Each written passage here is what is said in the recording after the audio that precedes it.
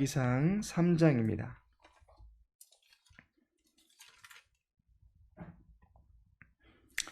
열왕기상 3장 16절에서 28절까지의 말씀입니다.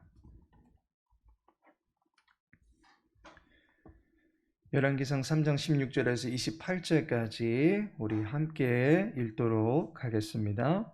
그때에 창기 두 여자가 왕에게 와서 그 앞에 서며 한 여자는 말하되 내 주여 나와 이 여자가 한 집에서 사는데 내가 그와 함께 집에 있으며 해산하였더니 내가 해산한 지 사흘 만에 이 여자도 해산하고 우리가 함께 있었고 우리 둘 외에는 집에 다른 사람이 없었나이다.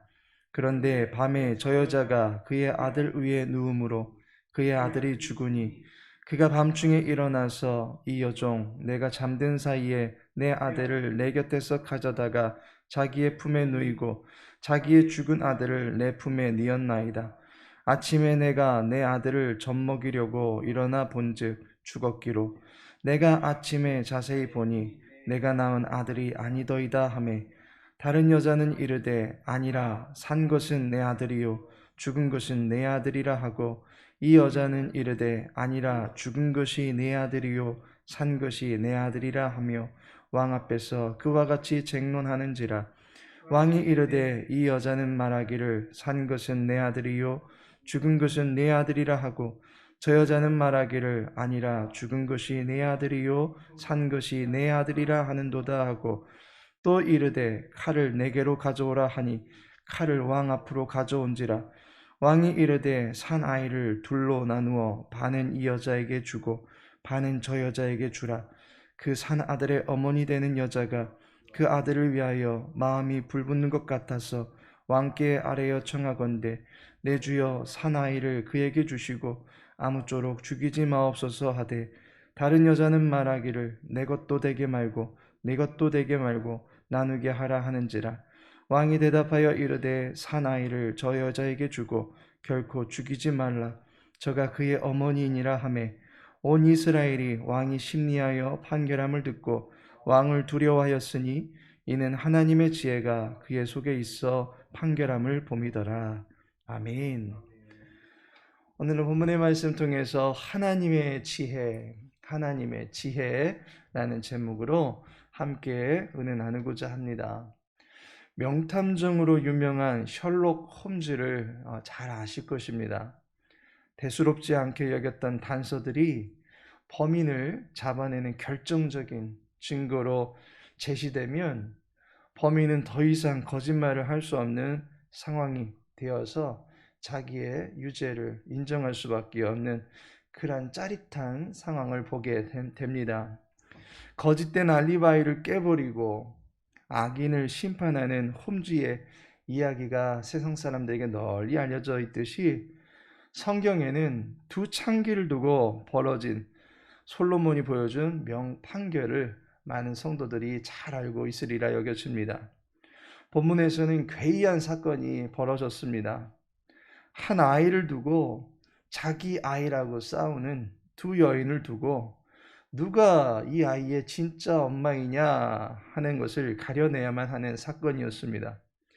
이 사건을 해결해야만 하는 솔로몬의 법정 안으로 잠시 들어가 보도록 하겠습니다. 이 법정 안에는 지금 풀리지 않는 4가지의 난제가 있었습니다. 솔로몬은 이 4가지의 난제 앞에 서 있게 된 것입니다. 그 첫 번째가 아이는 말을 하지 못한다라고 하는 사실입니다.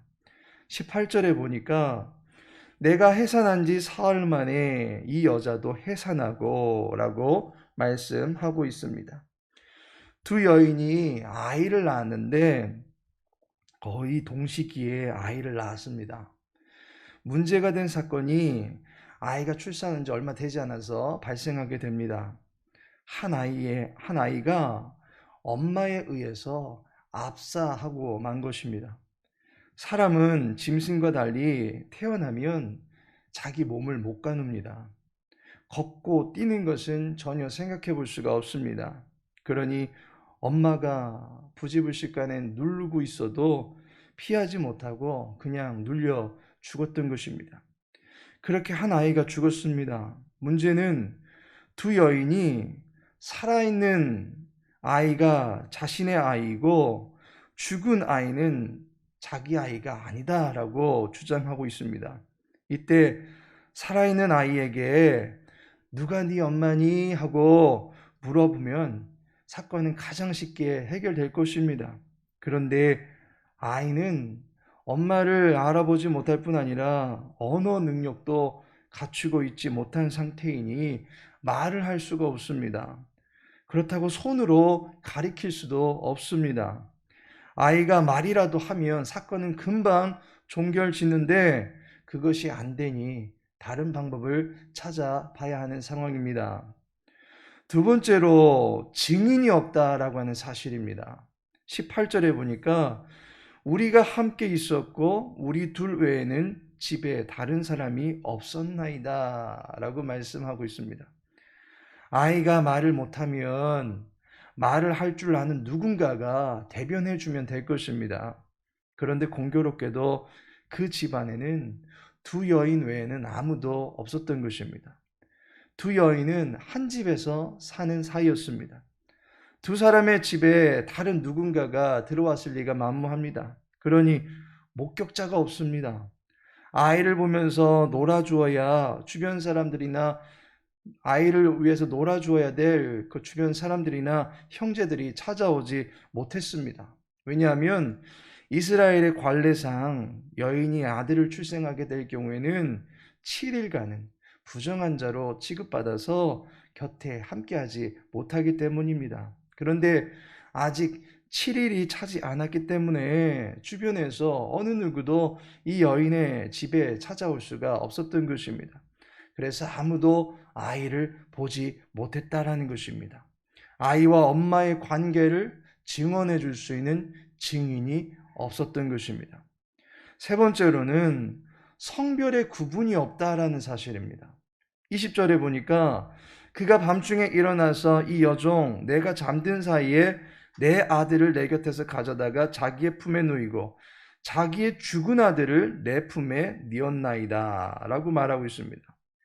자식이 성별이 구별이 되면 이것은 내 아들이고 이것이 내 자식이다 라고 말할 수 있을 것입니다.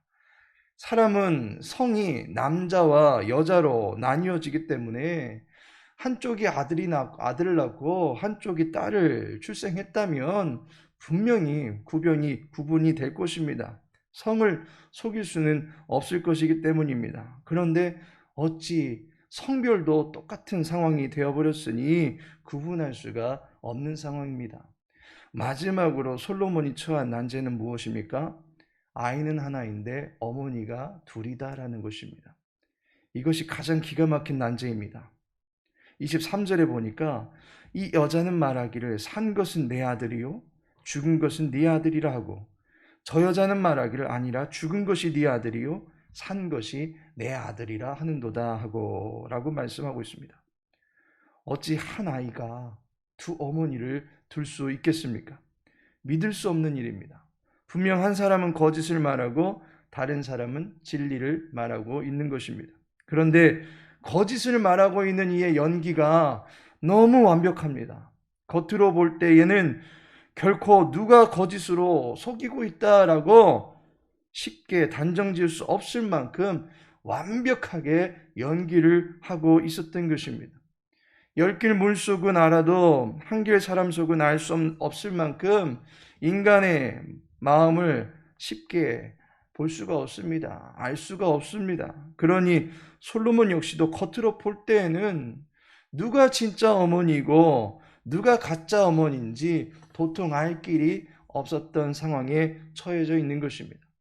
이처럼 솔로몬 앞에 네 가지에 풀리지 않는 난제로 똘똘 뭉쳐진 사건이 벌어진 것입니다. 그런데 이 사건이 언제 벌어진 것입니까?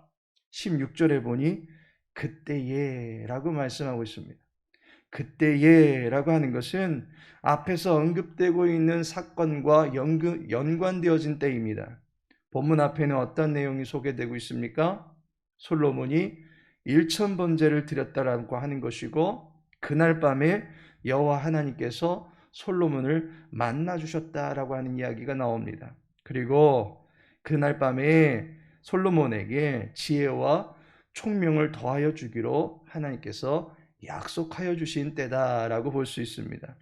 비록 꿈이었지만 이것이 실제적인 여호와 하나님의 은혜였다라고 하는 것이 이 사건을 통해서 증명이 됩니다. 그때에 곧 솔로몬이 여호와로부터 선악을 분별하여 재판할 수 있는 지혜와 총명이 충만해진 약속을 받은 그때에 벌어진 사건입니다. 이 사건을 솔로몬은 어떻게 해결합니까? 25절입니다. 왕이 이르되 산 아이를 둘로 나누어 반은 이 여자에게 주고 반은 저 여자에게 주라. 한 아이의 어머니가 둘인 것도 충격적인데 더 충격적인 것은 그 아이를 둘로 나누어 주라는 솔로몬의 판결이었습니다. 재판이 이루어진 장래의 사람들은 기이한 사건에 황당한 판결이 이루어졌다라고 여겼을 것입니다. 그런데 이 판결로 말미암아 진짜 어머니가 가려지게 됩니다. 왜냐하면 진짜 어머니는 아이가 둘로 나뉘어져서 내 것도 아니고 제 것도 아닌 죽은 상태가 되는 것을 원하지 않았기 때문입니다. 그래서 아이를 온전히 살려서라도 타인에게 주고자 했었기에 그를 진짜 어머니다라고 판결 지을 수 있게 되었던 것입니다. 하나님께서 사랑하시는 성도 여러분, 솔로몬의 명판결이 담긴 이야기는 교회 안에서뿐만이 아니라 일반인들에게도 많이 회자되는 재미있는 이야기입니다. 듣는 입장에서는 이 기묘한 사건을 이렇게 해결하다니 참 재밌게 들릴 수도 있겠지만 사실 당사자인 진짜 어머니의 입장에서 이 이야기는 다시는 떠올리고 싶지 않은 피말리는 상황이었을 것이고 그만큼 이 일이 해결되었을 때에 가장 큰 감사를 드릴 수 있었던 여인이 되었을 것입니다. 이 판결로 말미암아 28절의 말씀으로 결론이 납니다. 하나님의 지혜가 그의 속에 있어 판결함을 봄이더라. 하나님의 지혜로 말미암아 그 백성들의 억울하고 답답한 일들이 해결되어지는 첫 사건이 나타나게 된 것입니다.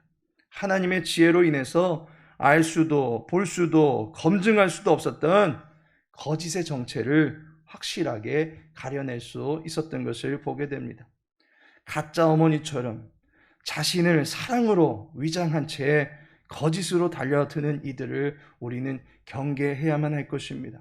사탄은 마지막 때에 자신을 광명한 천사와 같이 가장하고 사탄의 일꾼들도 자기를 의의 일꾼으로 가장하고 있는 것이 이 마지막 때에는 대단한 일도 아니다라고 고린도후서 11장에서는 말씀하고 있습니다. 그러나 그들의 마지막은 그 행위대로 되리라 라고 엄명하시는 하나님의 말씀에 경각심을 가지고 우리의 위선과 거짓들이 있다면 하나님 앞에 회개하고 또한 거짓된 이들의 술수와 관계에는 희생당하지 않도록 하나님의 지혜를 구하며 나아가야 할 것입니다. 진리는 변하지 않습니다. 자식과 어머니의 관계가 결코 변하지 않듯이 하나님의 진리는 영원합니다. 그 진리로 무장해서 가짜와 사이비, 이단과 미혹이 많은 이때에 피해자가 되지 않기를 바라며 분별할 수 있는 안목을 갖추고 살아갈 수 있게 되기를 소망합니다. 성령 하나님께서 저와 여러분을 진리 가운데로 늘 인도하여 주시기를 간구하며 나갈 수 있는 오늘 한날의 삶과 또 우리의 평생이 되어지기를 예수님의 이름으로 축복합니다. 다 같이 기도합니다. 우리의 삶의 지혜가 되시는 주님, 세속의 거짓과 이단의 미혹 가운데 넘어지지 않게 하시고 진리의 반석 위에 견고하게 세워져 갈 수 있는 인생들이 될 수 있도록 도와주옵소서. 우리에게 주어진 인생의 시간들을 거짓에 속아 허비하지 않게 해 주옵시고 진리 안에서 참된 자유함과 담대함을 갖고 늘 행복함을 누리며 살아갈 수 있도록 인도하여 주옵소서. 이 새벽에 나온 주의 백성들의 간구를 들어주시고 한 주간을 살아가는 모든 성도들의 삶 가운데 하나님의 은혜의 돌보심이 넘쳐날 수 있도록 인도하여 주옵소서. 특별히 코로나로 인해서 어려움 당하는 가정들이 있습니까? 주님, 저들을 지키시고 살펴주시기를 간절히 소망하며 건강 회복하여 주시옵시고 또 피해 당하지 않도록 도와주시옵시고 또한 이후로 또 살아가는 모든 삶의 여정 가운데 삶의 모든 준비한 모든 것들이 이상이 없게 하여 주시옵시고 차질을 빚지 않도록 도와주시옵시고 정상적인 생활을 해나갈 수 있도록 은혜 베풀어 주시옵소서. 모든 걸 주께 의탁하며 예수님의 이름으로 기도합니다. 아멘.